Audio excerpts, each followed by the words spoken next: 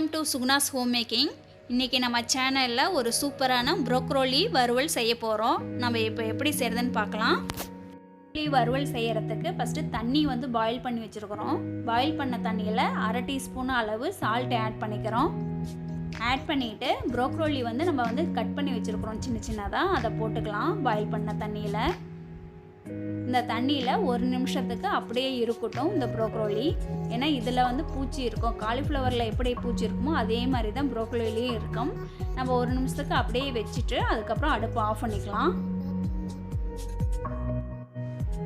இப்போ 1 நிமிஷம் ஆயிடுச்சு. இதை அப்படியே நம்ம ஃபில்டர் பண்ணி எடுத்துக்கலாம்.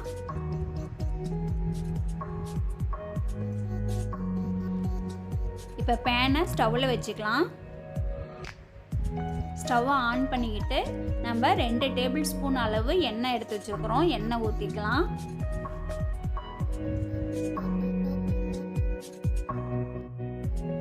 இப்போ எண்ணெய் நல்லா காஞ்சிருச்சு. 1/4 டீஸ்பூன் அளவு ஜீரகம் போட்டுக்கலாம். ஜீரகம் நல்லா பொரியட்டும். ஜீரகம் நல்லா பொரிஞ்சிருச்சு. ஒரு பெரிய வெங்காயம் சின்னதாக கட் பண்ணி வச்சுருக்கிறோம். அதை போட்டு நல்லா வதக்கிக்கலாம்.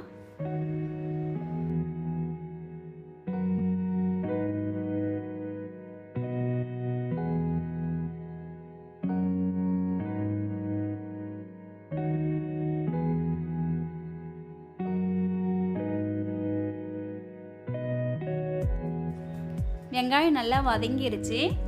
அடுத்து 2 பச்சை மிளகாய் நம்ம எடுத்து வச்சுருக்கிறோம். 2 பச்சை மிளகாயை போட்டு நல்லா வதக்கிக்கலாம்.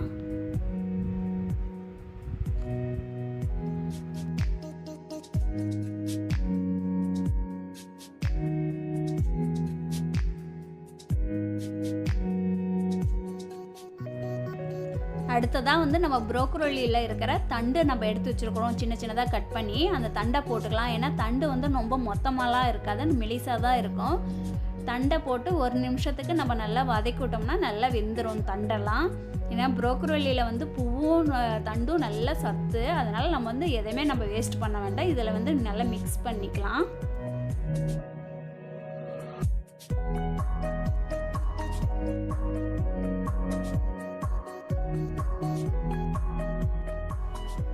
இப்போ 1 நிமிஷம் ஆயிடுச்சு. தண்டெல்லாமே நல்லா வதங்கிடுச்சு. அடுத்ததாக பூண்டு பல் ஒரு 6 பல் தட்டி வச்சுருக்கிறோம். நம்ம இப்படி தட்டி வச்சு நம்ம போட்டால் தான் நல்லாயிருக்கும் அதோட ஃப்ளேவரு. அது தட்டுனதை போட்டு நல்லா வதக்கிக்கலாம். இந்த பூண்டு பல் தான் அந்த ப்ரோக்கோலி வறுவலுக்கு நல்ல டேஸ்ட் கொடுக்கும். நம்ம தட்டி போடுறதுனால அதோட ஃப்ளேவர் நல்லா இறங்கும். நம்ம பூண்டு பல்லை இன்னும் கூட எக்ஸ்ட்ரா கூட போட்டுக்கலாம், நல்லாயிருக்கும்.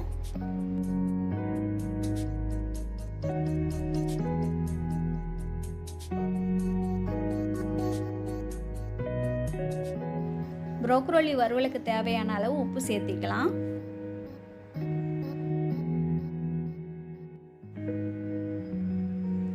அடுத்ததாக ப்ரோக்கோலி எடுத்து வச்சுருக்கிறோம், அதை போட்டுக்கலாம். நல்லா ப்ரோக்கோலி போட்டு நல்லா வதக்கிக்கலாம். நம்ம இந்த ப்ரோக்கோலி போட்டு 1 நிமிஷத்துக்கு நல்லா நம்ம இப்படி வதக்கி விட்டுக்கலாம். அடுத்ததாக நம்ம மூடி போட்டு ஒரு 2 நிமிஷம் வேக வச்சாவே போதும். இந்த ப்ரோக்கோலி நல்லா வெந்துடும்.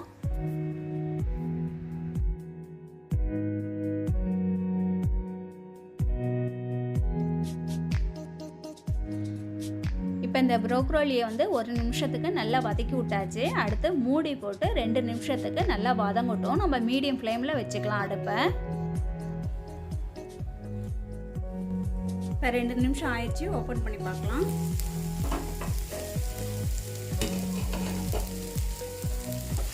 பாருங்க, நல்லா வெந்துருச்சு.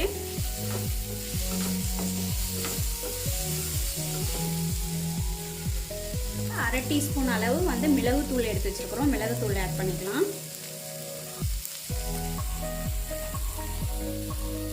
1 டீஸ்பூன் அளவு நம்ம இட்லி பொடி எடுத்து வச்சுருக்கிறோம். இட்லி பொடி போடும்போது நல்லா க்ரன்ச்சியாக இருக்கும், நல்லாயிருக்கும்.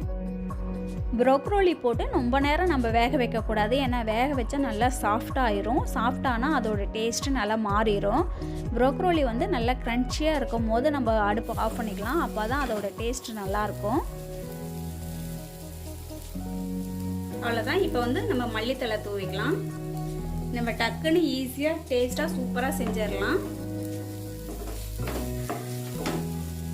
அவ்வளோதான், நம்மளுடைய ப்ரோக்கோலி வறுவல் ரெடி ஆயிடுச்சு. நம்ம இப்போ அடுப்பு ஆஃப் பண்ணிக்கலாம்.